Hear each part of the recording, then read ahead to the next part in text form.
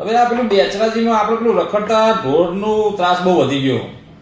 આ વાત સાચી સાહેબ. હવે નગરપાલિકામાં ટેન્ડર પાડ્યું બહાર, પણ હજી કોઈ ભાન નહીં રખડતા ઢોર પાસ કરવાનું. એમને પછી માણસો મરી જશે પછી આપણે કરવા દઈશું, કારણ કે એક બે માણસ, એક તો મરી ગયો પેલો છોકરો, હમણાં ખબર છે ને તમને? હા, હમણાં એવો એક સમાચાર વાંચ્યા તમે. હા, અને આજે બી પેપરમાં આવ્યું છે. મેં બી તમને લેટર એક મોકલ્યો હતો, અને એ કારણ કે બહુ જ રજૂઆતો છે ને, આખી ઊભી બજારની અંદર પેલા આખલાઓનો ત્રાસ એટલો બધો વધી ગયો ને તે માણસો અત્યારે બજારમાં ખરીદી કરવા નથી આવી શકતા.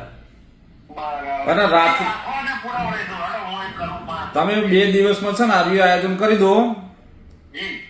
આખલા લગભગ 15 થી 20 આખલા બજારમાં, બસ સ્ટેન્ડ હોય કે આપણું મંદિરની આગળ જે સર્કલ ખરું ને હા, ત્યાં સંખલપુર રોડ ઉપર નીચલી બજારમાં જી. એ બધું આખલાનો એટલો બધો ત્રાસ વધી ગયો ને તે લોકોની ભયંકર રજૂઆત આવે મારી જોડે.